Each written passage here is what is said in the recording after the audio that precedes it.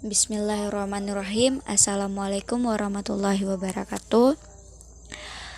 Kali ini saya akan membahas materi tentang sejarah kebudayaan Islam kelas 8 semester 1. Saya akan membahas materi tentang Daulah Abbasiyah membangun peradaban Islam.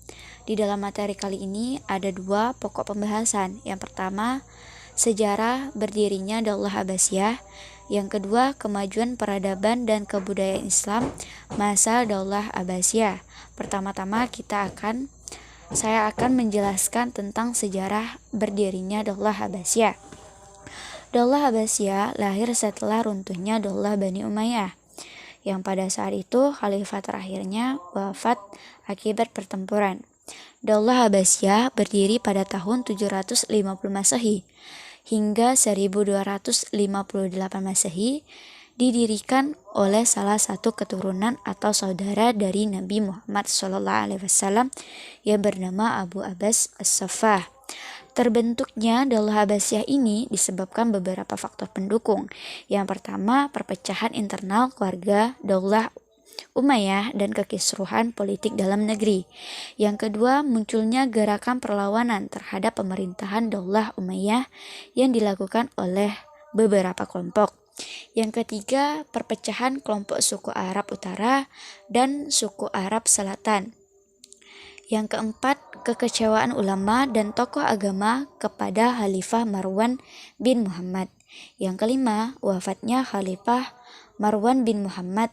Beliau ialah khalifah terakhir Daulah Umayyah setelah kalah dalam pertempuran di tepi sungai Zab Irak di tahun 132 Hijriah hingga 750 Masehi. Daulah Abbasiyah didirikan pada tahun 750 Masehi. Oleh siapa? Oleh Abu Abbas As-Saffah.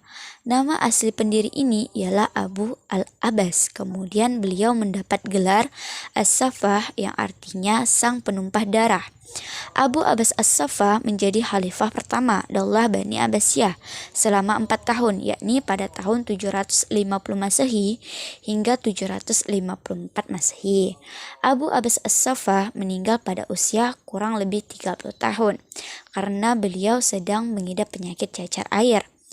Berikutnya adalah khalifah kedua yang merupakan masih saudara dari Abu Abbas As-Saffah, yakni Abu Ja'far Al-Mansur. Abu Ja'far Al-Mansur menjadi khalifah yang menciptakan atau membangun pondasi kemajuan Daulah Bani Abbasiyah. Jadi dapat kita simpulkan bahwa Daulah Bani Abbasiyah mulai menjadi luar biasa hebat karena tangan dingin dari Abu Ja'far Al-Mansur. Akan tetapi proses atau masa kegemilangan Daulah Bani Abbasiyah terjadi pada masa Khalifah Harun Ar-Rasyid. Abu Ja'far Al-Mansur menjadi khalifah di Bani Abbasiyah dari tahun 754 Masehi hingga 775 Masehi. Dan perlu kita ketahui bahwa ada 37 khalifah yang pernah memimpin Daulah Abbasiyah. Salah satunya ialah Abu Abbas As-Saffah, Abu Ja'far Al-Mansur, dan sisanya semuanya adalah keturunan dari Abu Ja'far Al-Mansur. Dan Abu Ja'far Al-Mansur sendiri meninggal di Mekah ketika menunaikan ibadah haji. Berikutnya kita akan membahas tentang kota atau ibu kota pemerintahan Daulah Abbasiyah yang dibangun oleh Abu Ja'far Al-Mansur pada tahun 762 Masehi di kota Baghdad, Irak. Wilayah kekuasaan Daulah Abbasiyah membentang luas meliputi Asia Barat, Asia Selatan, Afrika Utara, hingga Eropa. Selanjutnya kita akan membahas tentang keruntuhan Daulah Abbasiyah. Ada dua faktor penyebab keruntuhan Daulah Abbasiyah. Faktor pertama ialah internal dan faktor kedua ialah eksternal. Pertama-tama saya akan membahas tentang faktor internal terlebih dahulu. Pertama, yang terdapat di dalam faktor internal ini ialah hubud dunia atau kecintaan yang berlebihan terhadap kemewahan dunia. Banyak khalifah Abbasiyah yang bergaya hidup terlalu atau sangat mewah sehingga menyebabkan pemborosan uang kas negara. Yang kedua ialah konflik keluarga Daulah Abbasiyah yang berujung pada perebutan kekuasaan. Setiap anggota keluarga ingin memegang daerah tertentu dan akhirnya direbut secara paksa, kemudian mereka membangun dengan tata cara yang salah. Bahkan pada periode ini hanya 4 khalifah yang meninggal secara wajar. Selebihnya para khalifah ada yang meninggal diracun, dibunuh dan diturunkan secara paksa. Yang ketiga, meningkatnya konflik keagamaan seperti konflik antara Sunni dan Syiah. Ada peperangan antara agama. Dalam agama Islam pun mereka berperang sehingga persatuan Daulah Abbasiyah semakin berkurang dan akhirnya menjadi daulah yang rapuh dan gampang untuk diserang. Yang keempat, menurunnya semangat juang dari diri para khalifah dan rakyat Bani Abbasiyah secara umum. Yang kedua ialah faktor eksternal. Penyerangan tentara Mongol atas Baghdad, ibu kota Daulah Abbasiyah yang dipimpin oleh Hulagu Khan pada tahun 1258 Masehi. Saat itu Daulah Abbasiyah dipimpin oleh Al-Mutasim Billah. Setelah kota Baghdad hancur dan Khalifah Daulah Abbasiyah terbunuh, berakhirlah kekuasaan Daulah Abbasiyah. Selanjutnya kita akan membahas tentang poin yang kedua, yaitu materi tentang kemajuan peradaban Islam Daulah Abbasiyah. Daulah Abbasiyah berdiri selama 550 tahun dan menjadi salah satu pemerintahan Islam yang sangat mementingkan usaha kemajuan peradaban Islam. Sehingga karena usaha kekhalifahan ini berhasil menorehkan prestasi-prestasi yang banyak sekali seperti ilmu pengetahuan, administrasi pemerintahan, politik dan militer, ekonomi, seni budaya, dan sastra. Pertama-tama kita akan membahas tentang ilmu pengetahuan. Khalifah-khalifah Abbasiyah memiliki perhatian besar terhadap pengembangan ilmu pengetahuan. Salah satunya adalah Khalifah Abu Ja'far al-Mansur. Beliau dikenal sebagai seorang khalifah yang cinta ilmu pengetahuan, sehingga harta dan kekuasaannya dimanfaatkan untuk pengembangan dan kemajuan ilmu pengetahuan. Maka muncullah kemajuan-kemajuan di bidang ilmu kedokteran, filsafat, kimia, botani, astronomi, matematika, dan lain-lainnya. Ada beberapa faktor yang mempengaruhi kenapa Bani Abbasiyah bisa memajukan ilmu pengetahuan. Yang pertama, karena asimilasi budaya, bahasa dan pengetahuan antara bangsa Arab dan bangsa lain. Apa itu asimilasi? Asimilasi adalah ketika suatu peradaban kalah dengan peradaban yang lain, dalam artian peradaban Islam pada saat itu dinilai kurang maju, kemudian diganti dengan peradaban baru yang berlandasan ilmu pengetahuan. Yang kedua, gerakan penerjemahan berbagai ilmu pengetahuan dari bahasa asalnya ke bahasa Arab. Yang ketiga, pendirian pusat studi dan kajian yang bernama Baitul Hikmah yang menjadi pusat studi bagi seluruh penjuru dunia. Yang keempat, pembentukan pusat kajian keagamaan yang bernama Majelis Munadzarah pada masa Khalifah Abdullah Al-Ma'mun, menjadi pusat kajian yang mengupas segala persoalan hukum keagamaan. Dan yang kedua, kita akan membahas tentang administrasi pemerintahan. Daulah Abbasiyah mengenalkan atau mengangkat wazir atau perdana menteri yang bertugas sebagai pembantu khalifah dalam pemerintahan. Jadi, di beberapa negara di daerah kekuasaannya, Daulah Abbasiyah menunjuk salah seorang terhebatnya untuk menjadi wazir atau perdana menteri yang menjadi tangan kanannya di daerah yang jauh di pusat kota. Untuk membantu kerjanya para wazir dibantu oleh beberapa departemen. Yang pertama, Diwanul Kharij, Departemen Luar Negeri. Yang kedua, Diwanul Ziman, Departemen Pengawasan Urusan Negara. Yang ketiga, Diwanul Jundi, Departemen Pertahanan dan Keamanan. Yang keempat, Diwanul Akarah, Departemen Tenaga Kerja dan Pekerjaan Umum. Yang kelima, Diwanul Rasail, yaitu Departemen Pos dan Telekomunikasi. Jadi ada 5 departemen yang ditunjuk oleh wazir yang bisa membantu meringankan tugasnya dalam mengatur sebuah daerah. Kemajuan yang kedua dalam bidang pemerintahan setelah pengangkatan wazir adalah pengangkatan Raisul Kitabah atau Sekretaris Negara.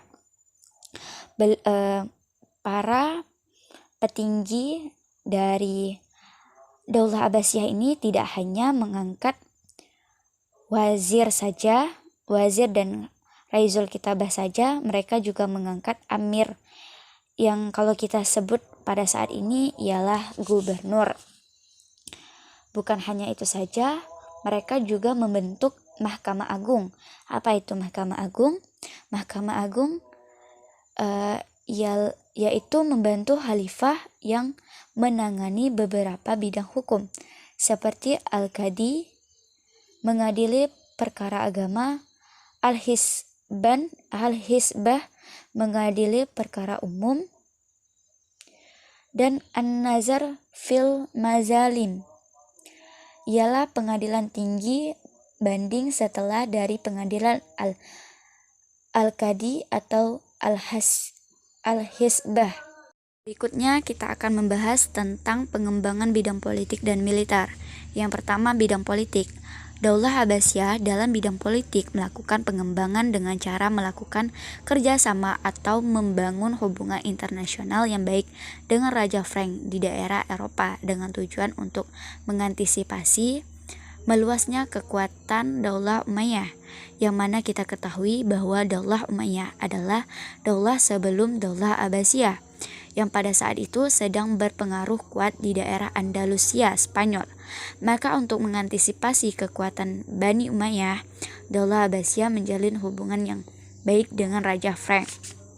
Berikutnya di bidang militer. Pada masa keemasan bidang militer, Daulah Abbasiyah terjadi pada 100 tahun pertama dinasti Abbasiyah, yaitu pada periode pertama dan kedua Daulah Bani Abbasiyah. Karena apa? Karena pada 100 tahun pertama ini kekuasaan di bidang militer dan politik dipegang penuh oleh Khalifah Daulah Bani Abbasiyah. Ada 4 periode pengembangan militer Abbasiyah. Yang pertama, memberikan landasan pemerintahan dan militer yang tangguh dan kuat. Yang kedua, munculnya pengaruh bangsa Turki. Di periode kedua ini yang terjadi setelah 100 tahun pertama, mulailah muncul beberapa kolega dari bangsa Turki yang kemudian beberapa jabatan tertinggi militer berhasil dikuasai oleh bangsa Turki, sehingga Khalifah Abbasiyah kesusahan untuk mengontrol kekuatan bangsa Turki dan menciptakan perpecahan dalam pemerintahan Daulah Bani Abbasiyah. Yang ketiga, muncullah kekuatan politik dari Bani Buwayhi. Bani Buwayhi ini adalah Islam yang beraliran Syiah yang kemudian masuk ke dalam Daulah Abbasiyah dan juga menduduki jabatan tertinggi militer sehingga mempengaruhi kekuatan Khalifah Abbasiyah. Yang keempat, pemerintahan Abbasiyah berada di bawah kendali bangsa Seljuk dan Turki yang meskipun mereka berhasil memukul mundur Bani Buwayhi dari Daulah Abbasiyah, tapi mereka menjadikan Khalifah Abbasiyah semakin tidak memiliki kewenangan apapun di bidang politik militer dan Khalifah hanya disisakan untuk mengurus permasalahan agama. Sehingga pada periode keempat ini terbuka gerbang bagi kaum Mongol untuk menghancurkan Daulah Abbasiyah pada saat itu. Yang keempat, perkembangan di bidang ekonomi. Selain di bidang pengetahuan, Khalifah Abbasiyah juga memperhatikan bagaimana keadaan ekonomi masyarakat. Pada sektor ekonomi yang dikembangkan pada masa Daulah Abbasiyah adalah perdagangan, perindustrian, dan pertanian, dan yang meletakkan kemajuan dari ekonomi Daulah Abbasiyah adalah Khalifah Abu Ja'far al-Mansur. Yang kelima ialah seni budaya dan sastra.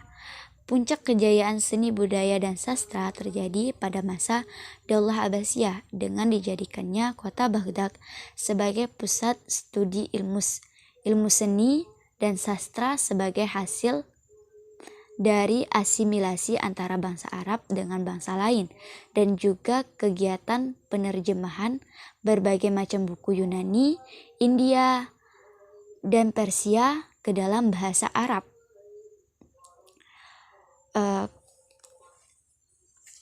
Kemudian yang terakhir adalah seni sastra. Pada masa ini sastra mencapai puncak kejayaannya dan muncullah sastrawan terkenal seperti Abu Nawas, dan muncullah kisah terkenal yakni kisah 1001 Malam yang ditulis oleh Ibnu Fatih. Sekian penjelasan materi dari saya, kurang lebihnya saya mohon maaf. Wassalamualaikum warahmatullahi wabarakatuh.